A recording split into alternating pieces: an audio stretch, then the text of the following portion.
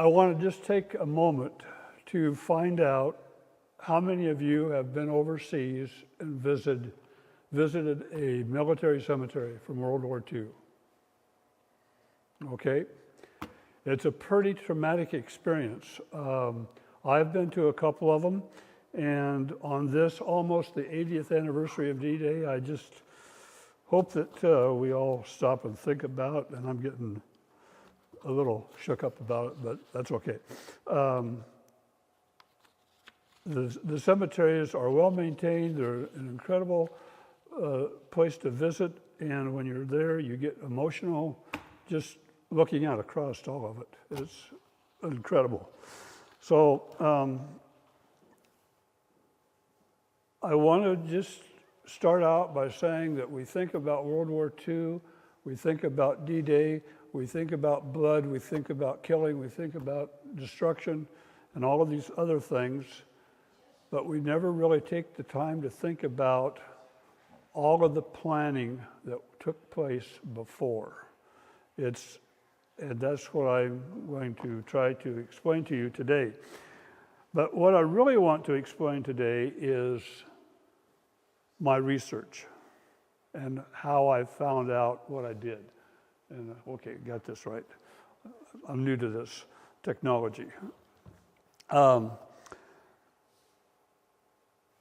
My journey for writing the book with the long title of the 668th Engineer Topographic Company Corps, Prelude to Invasion, the Planning of D-Day, began in about 1982. My father-in-law and Mr. Merville Knapp were very good friends. They both worked for Cadillac Motor Car, and they both wanted to do whatever it was that they could do to contribute to the war. Merville Knapp joined the Army, and his buddy Irving Benson stayed behind as a quality control engineer at Cadillac Motor Car.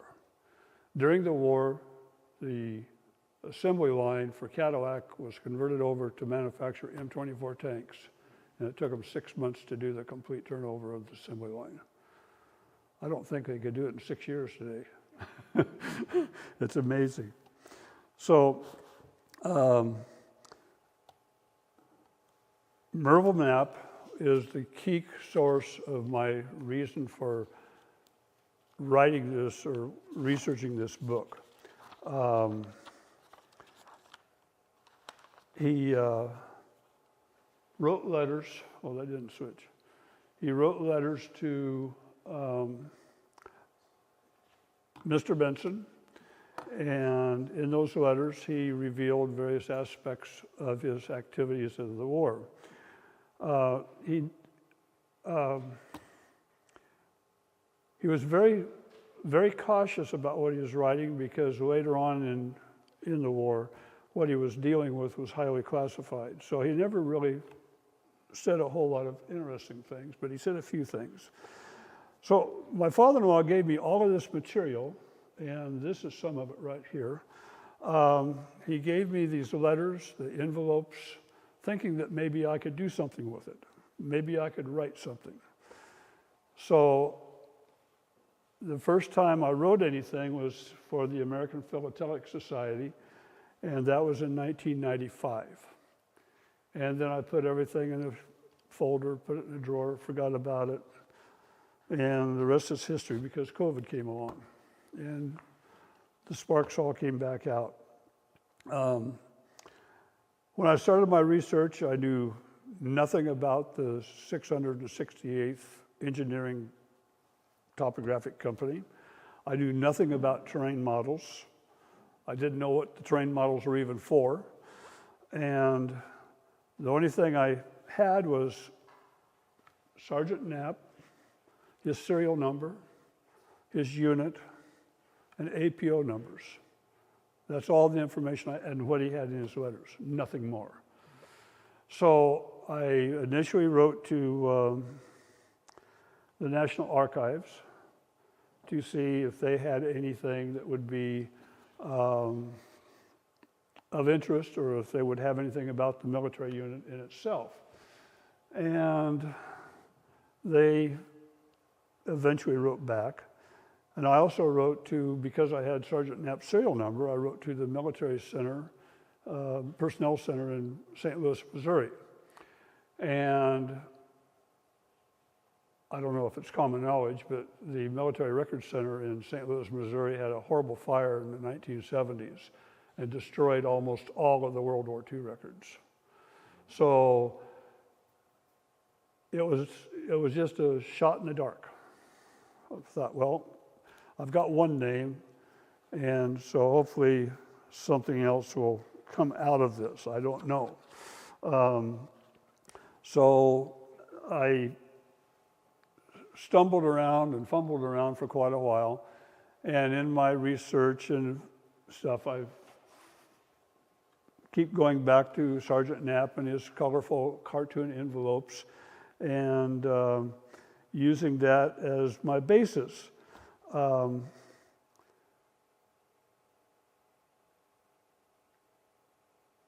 Sergeant Knapp, in one of his letters, said that he was a part of a group of 6 people working on a very special, highly classified project. So that gave me another challenge. Who were the 6? Well, I knew that Merville Knapp was one of them. That was a given. So I had to think, well, how am I going to find these out? How am I going to find them out? And eventually I got a response back from the National Archives, and it had about 15 pages of a PDF file. And in that file, I learned who all the commanding officers of the unit were. I also learned about their movements. Some of their movement records were also included in these, but not a whole heck of a lot about the company. So I have the commanding officers. So my next step is to go to findagrave.com. Wonderful website. And just started putting in names, and up pop the 4 commanding officers. William Bauer was the captain and was with the unit from almost day 1 until right after May 8th, and then he was transferred out. George Atkinson, he was one of the officers in charge for one of the platoons. And the same with John L. Bennett. And John L. Bennett, I'll talk about later because he was the most frustrating challenge of finding anything out about the guy. And the last one that was popped up was Halford Miller. So I have these commanding officers, so that's one more thing to do. So I send in some more requests into the Personnel Center in St. Louis to see if they have any military records. And I'm going to continue to tell you about my research because that was the most frustrating part about getting all this material together and then writing the book.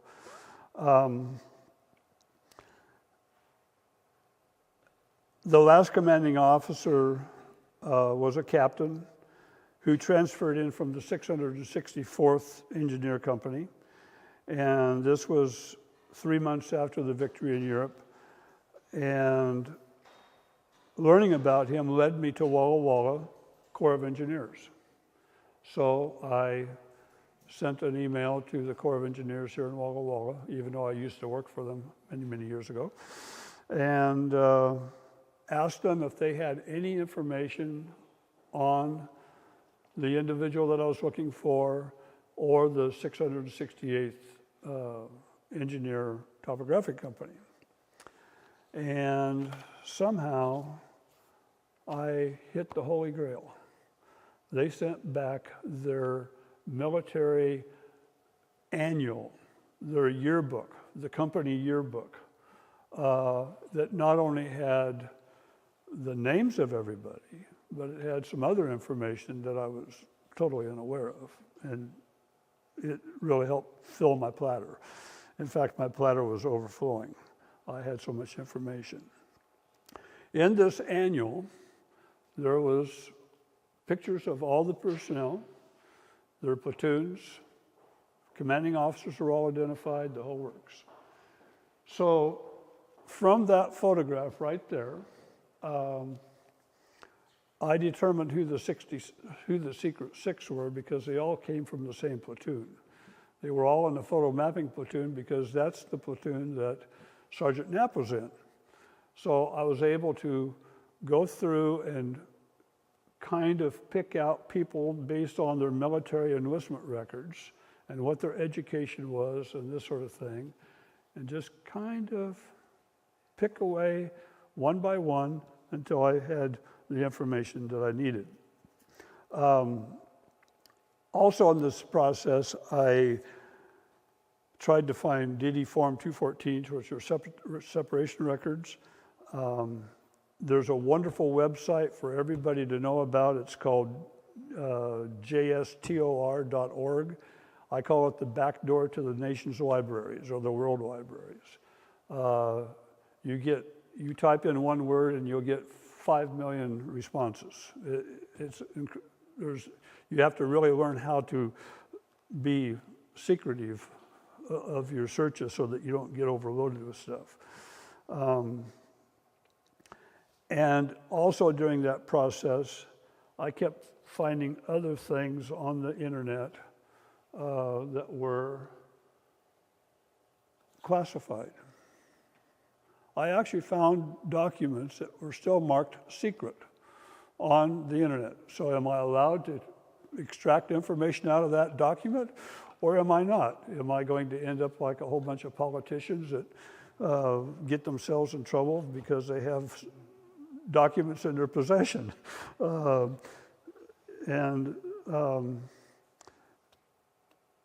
So that was just one more, this is all one more step in my research, finding these different documents and reading about what they have about the military unit. I can't even tell you how many hours I spent on this.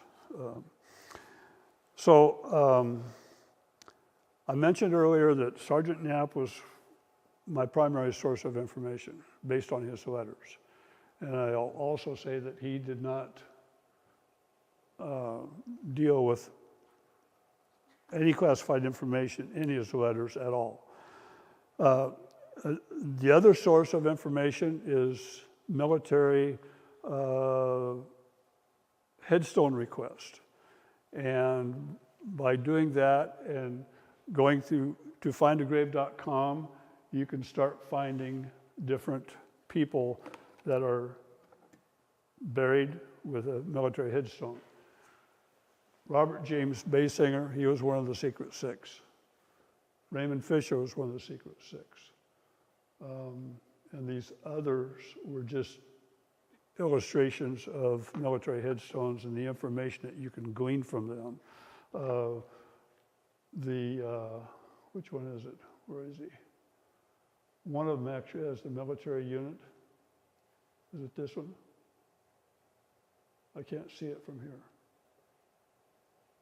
But anyway, one more source of research information through the cemetery records.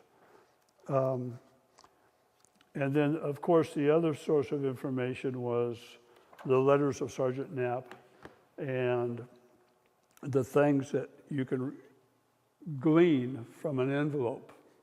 Not the letter, but from the envelope. You have the return address, and in this case, it gives Sergeant Knapp's rank, it gives a serial number, and of course, it says APO New York. But the cancellation that's on the envelope right there has an APO number. And on this envelope, it's 511. That doesn't mean anything to anybody. Where is it? 511. Well, during the war, all those records were classified. After the war, about 1947, they declassified all the APO records. So that's where the postal historian in me comes out. And so I start using APO numbers and tracing the trail of where they were from the time they got to England till the time they ended up in Czechoslovakia. In this particular letter, He has just arrived in Great Britain. He's actually landed, I think, someplace in Scotland or Ireland, and he does not reveal where he's at because he can't. It's all classified. But he says, like a beautiful painting in an art gallery. Boy, does that tell you right where he's at? No, it doesn't. But it's just the way of doing things. The other thing during the war, World War II particularly, because of the volume of mail, they started to photograph. They used a special form that's on the right-hand side up there, and the soldier would take and write their letter. The letter would then go through censorship, and then they would take a photograph of it, and on a roll of film, they could get 1,500 letters. Instead of having 1,500 envelopes with letters in them, you got one little roll. And so they could send millions and millions of letters by air to the United States. They would be going to particular distribution centers in San Francisco, Chicago, New York, wherever. They would develop the film, put the film in, that's the developed copy there, and then they would put it in an envelope and send it off to the recipient. All postage free, no expense. Well, if Sergeant Knapp had done that, we would have missed out on his wonderful colored illustrations. And all of his illustrations were either colored pencil or by watercolor. And I don't know where this guy had time to do all of this, but he did. And he's not the only one. There were other people in the military that did a lot of artwork. And some of them would do the artwork on the form, and then it would be photographed, but it's black and white. You missed the color. So Sergeant Knapp was very diligent by writing letters, illustrating envelopes, and I only have a few of them. I don't know how many envelopes he did, but it's incredible. Again, so you have your APO numbers, and here you have the censor stamp with the initials of the censor, and that is where I have to take a break and talk about the censor. John L. Bennett was a lieutenant, and how many John L. Bennetts were in the Army in 1942? Take a guess. Huh? Oh, no. Try 300. So which John L. Bennett am I looking for? So another search. And I had to do this with all of the officers. I had to do it with all the Secret Six to make sure that I had the correct ones. So John L. Bennett, in the album, the yearbook for the unit, it says that his home address is Maryland. So I start looking through military records with a Maryland address. There's not a single John L. Bennett with a Maryland address. So doing different searches, different sources, okay, well, maybe I'll just do immigration records. Maybe his name will pop up. Well, there was a John L. Bennett that popped up, and he was 8 months old in 1920. And he was born in China. Is this the same John L. Bennett? Well, their destination address was Maryland. Okay, so he's in Maryland. Okay, well, if he lived in Maryland and he grew up in Maryland and he graduated from high school in Maryland and then he went to a university in Maryland, maybe I can find him somewhere. And so, well, what's a good college in Maryland? Johns Hopkins? I type it in. Well, let's see. He was 8 months old in 1920. So you have to figure out, how old would he be when he got in college? When did he graduate? And so you type in a year, you find the yearbook, bingo, there he is. I've said this real quick. It took me several weeks to find that. The other thing about the John L. Bennetts, to eliminate them from the military records, all of the men in the 668th were all Caucasian. There were no Negroes, no Native Americans, no other race. And that is all on the enlistment record. It has the race of the individual. So I was able to eliminate a whole bunch of John L. Bennett's just based on race. And then just a process of elimination.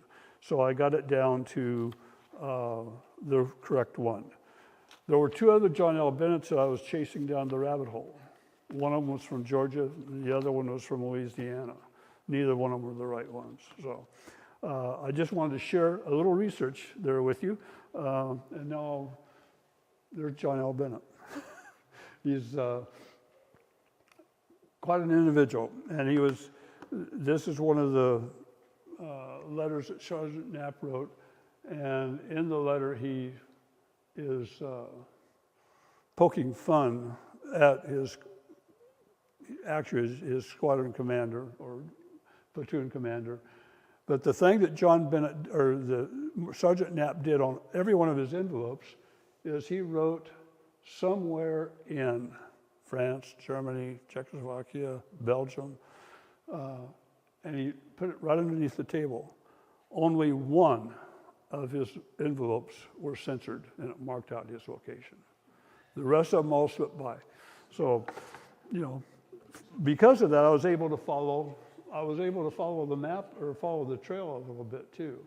So, back to the APO numbers. Each unit had their own AP, or not each unit. The First Army or the Fifth Corps, they had a set APO. It made no difference where they were. It was always 305. But the topographic company, they were embedded with. And so because they were embedded with the Fifth Corps, they used the 305 most of the time, but there are some envelopes that have a different APO, which tells you exactly where they are. And so that was one more way of mapping out where they were going and where they had been. So after May 8th, the war's over with, and Sergeant Knapp writes a very detailed letter to my father-in-law about what he was really doing before the war. He and the other 5 people known as the Secret Six were working with 4 other people. I have never found out who the other 4 people were. I don't know if I ever will, but it will be a challenge for life, I guess. But he explained how he was involved with making terrain models and what a terrain model was and how they were made. And he even had a photo with the steps of the process. Now today, how would they make a terrain model? Probably use a 3D printer. Be a real simple way. This is all done by hand. Contour maps, cutting out cardboard, gluing it together, making the terrain. And then through aerial photography, they were able to place the buildings, the bridges, the roads, everything on those terrain models. And from the terrain model, they started planning the higher ups, the generals and so forth. They started doing the planning for the D-Day invasion. I don't even know where I'm at here on my photographs. I forgot. I keep forgetting to change it. In order to plan for D-Day, they had to do practice runs. They had to do practice drills. And they did most of those at Swapton Sands Beach in England. And this is a model of that particular beach. And they would take groups in, and each group was assigned to a particular area when the real D-Day was going to come. They knew exactly where they were going to be going. They knew exactly what was there, where the buildings were, everything based on the terrain models that were made for them. During the Swapton Sands practice runs, they had a major catastrophe. The Germans found out about them and came in with their boats and they killed over 700 soldiers who were practicing in England. Something that you probably don't read about. But the entire planning operation involved not just the Army, it was the Navy who provided all the ships to get across the channel. It was the Army Air Corps with all the planning for making parachute drops at night. In fact, I think, if I remember correctly, it's the first parachute drop at night that was ever done. So all of these things were really heavy.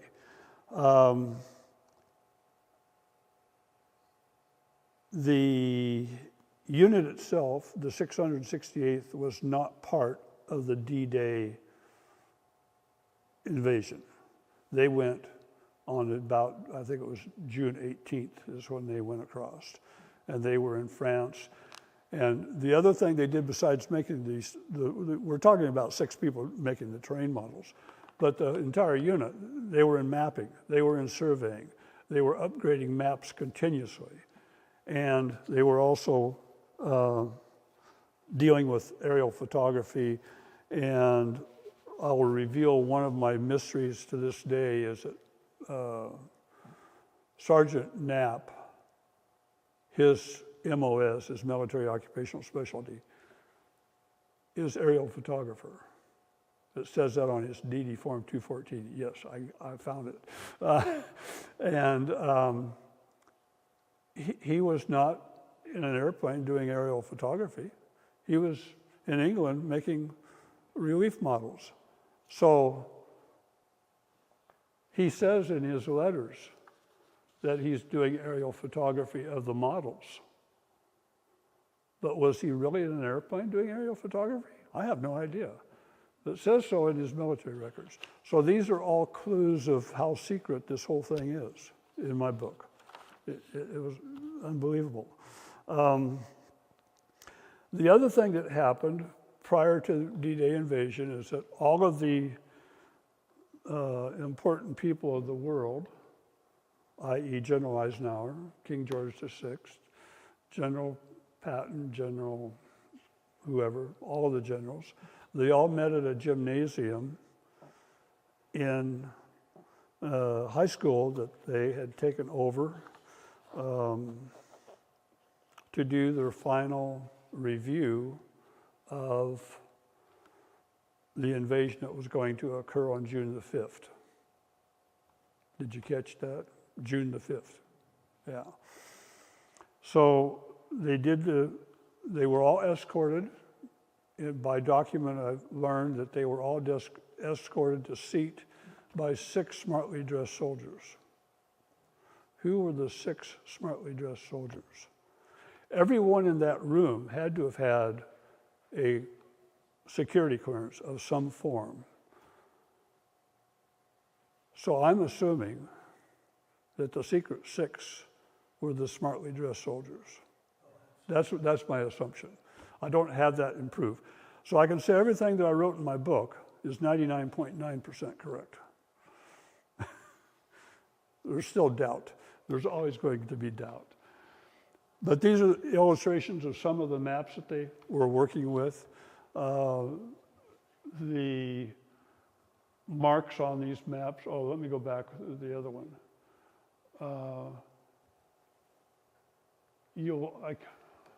I can't, can you see numbers from where you're sitting? Are there numbers like up toward the upper part to the left of Luxembourg?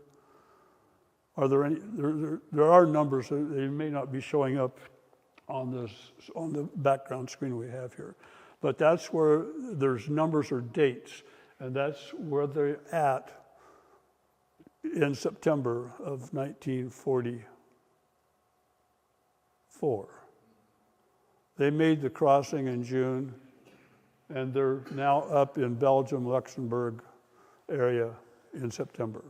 And now they're planning for Battle of the Bulge, and they're making relief models for the Battle of the Bulge.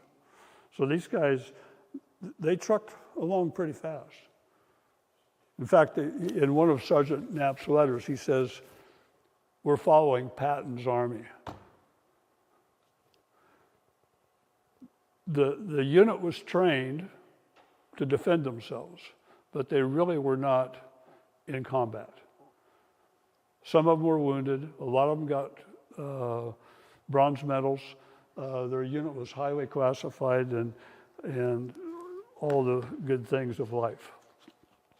So the last commanding officer of the 668th was born in Loudon, Washington. His name's Halford Miller. Is there a relative here today?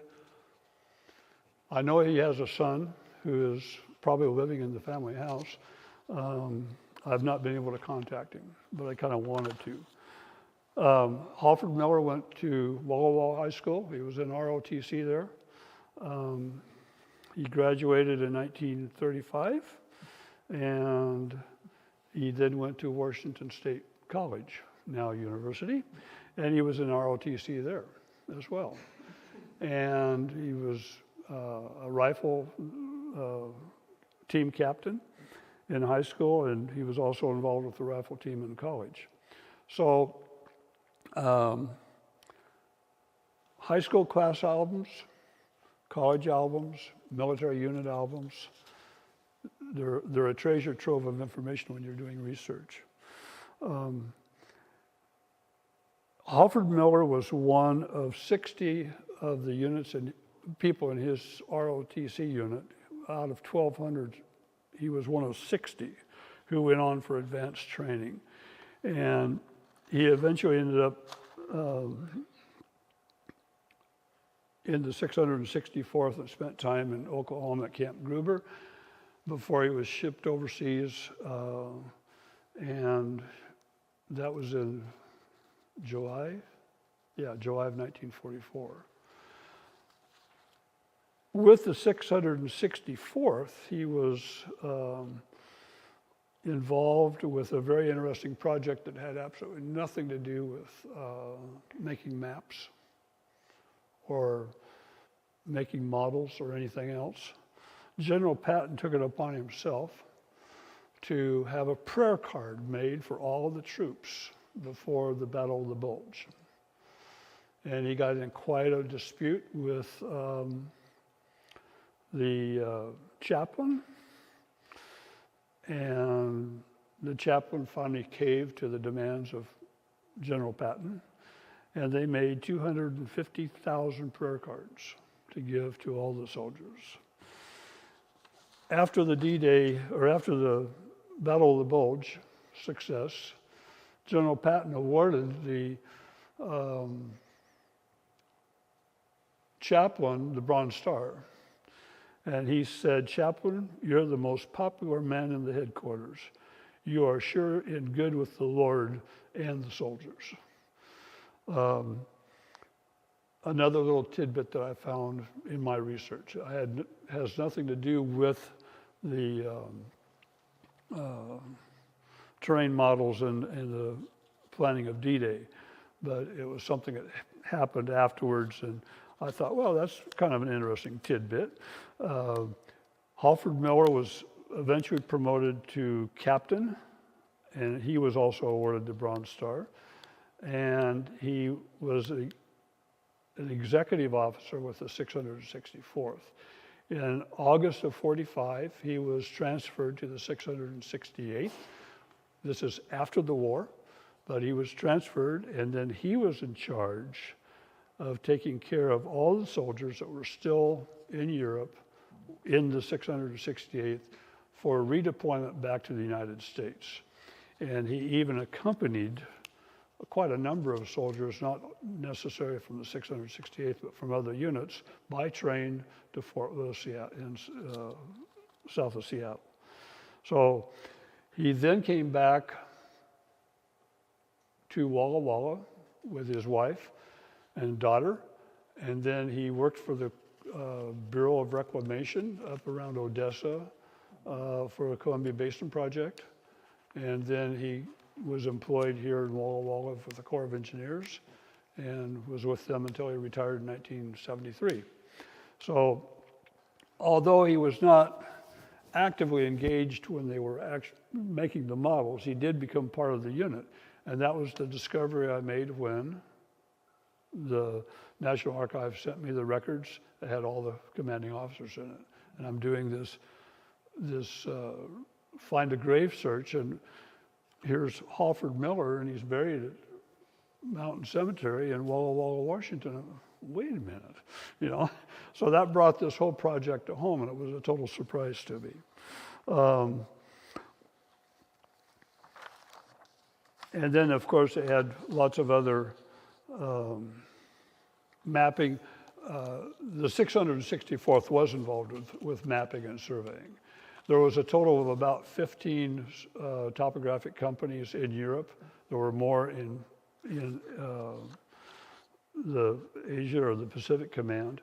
And so they were decommissioned after the war, and then they were recommissioned, I think, about the time of the Afghanistan invasion. So there is still a 668th out there. And so my closing statement is take your passion and write a book. If anyone has any questions, I'll try to answer them. I did not tell you the content of the book. I told you how I got the contents in the book. A lot of what I've said is in the book, but not everything that is there. Halford Miller, I found out a lot of information about him after the book went to press.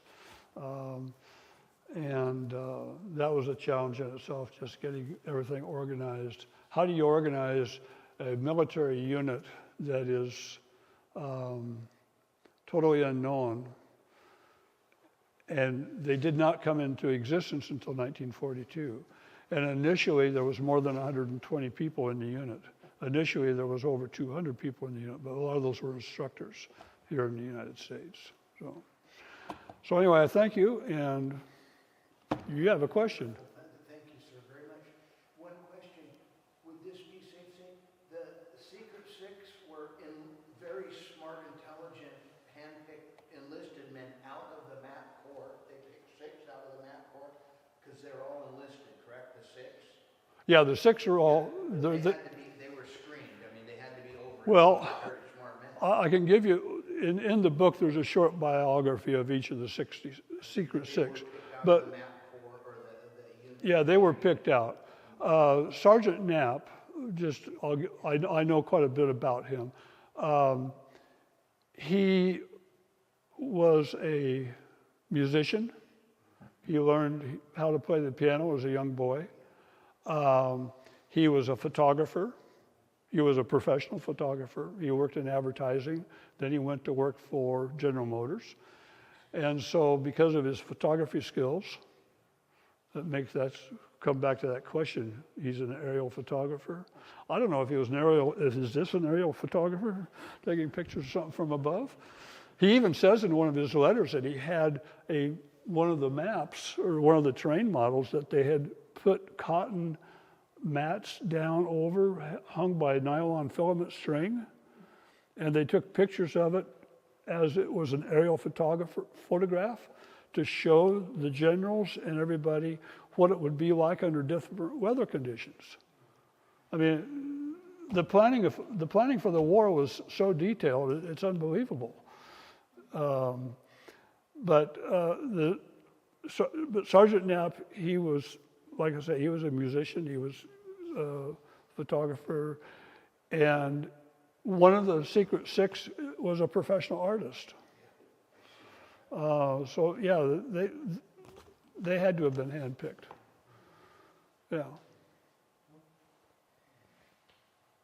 Any other questions? Now's your chance. If you want to buy the book, it's in the store, and I will be in there to autograph it if you want it autographed. I'm not forcing you to buy it. It's $14.95. Half of the proceeds goes to the museum. I get the other half to help pay for the cost of the book. So, yeah. Yes? Well, what indications are there that maps were helpful, or in what areas might they have made mistakes? Well, the base maps that they had were maps, European maps. And so the survey crews went out and did survey. Now, don't ask me how they got behind enemy lines to do this. That I don't know. But they did survey, and then they did have aerial photography, so that they had that data with them. And they would produce the maps. That's one thing I forgot that I didn't mention here in my presentation. The 668th during the war produced over 3 million maps. And they were before the D-Day invasion. All these maps that they had printed, it wasn't the 3 million at that time, but the ones that they had printed were in color-coded tubes.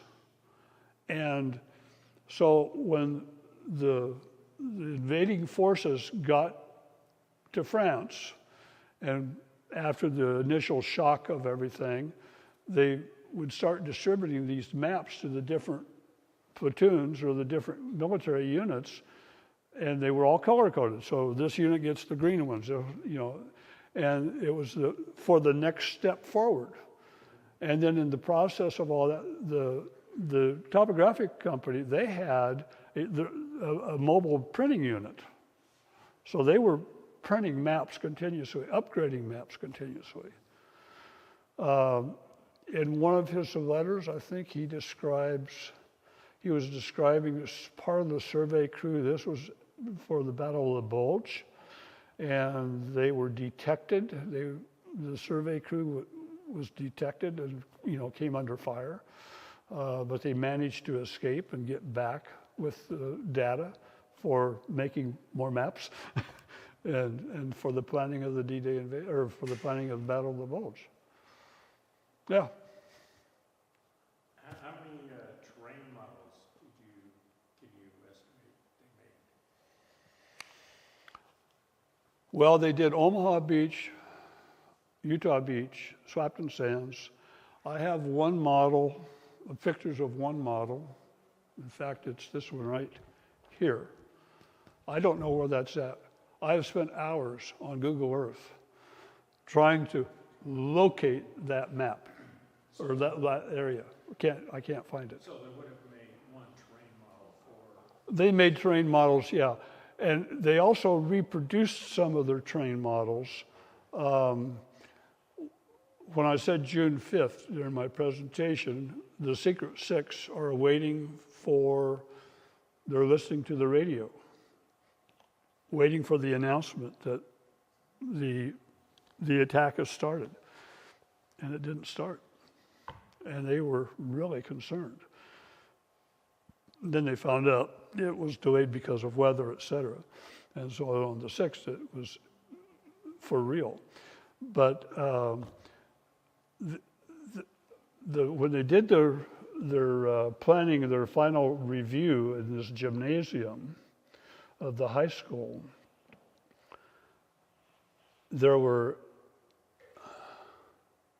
I think they made 7 plaster models of different sections for the final planning. And the other thing that happened after that meeting and after all the planning, all the models were destroyed. Huh. Where'd these photos come from? It's in the book. No questions, I'll tell you no lies. Yeah. Did you find any comments after the invasion as to tangible, specific ways in which the topographical maps were helpful or maybe misleading? I didn't find anything that went into the success or the failures of the map or the terrain models. I think the terrain models were a very positive. Yes, I did find some comments about soldiers when they landed on the beach. They knew right where they were because they had seen these models. And I mean, they had the houses, everything is on those maps. On the one map here, on this photo here, you can't see it from back there, but you're more than welcome to come up anytime. Right here, there's an island, and there's a lighthouse on that island. The lighthouse is 150 feet high. You take a look at that lighthouse there, it's that high. And it's in detail. It's amazing what they did. Sir, from a little bit of tidbit from my aviation past, those pictures, I don't know the nomenclature of the camera, but of course there were sensitive, heavily defended areas, so it took a very fast airplane, a P-38 Lightning, or even a British Mosquito, de Havilland Mosquito. They would fly low and 380 knots plus, and somehow they developed, I don't know anything about the camera, but they were able, one pilot flying as fast as he could was the only way to keep from getting shot down. Mm-hmm. Some did get shot down, but it was automatic. They just snapped all over Europe, tens of thousands of photos.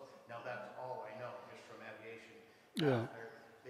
The Allies actually developed a camera where one pilot could zoom, and it took a fast airplane. Anything else would be shot down. At P-38 at max speed at 500 feet over the beach, and the only way they could do it. And they did it.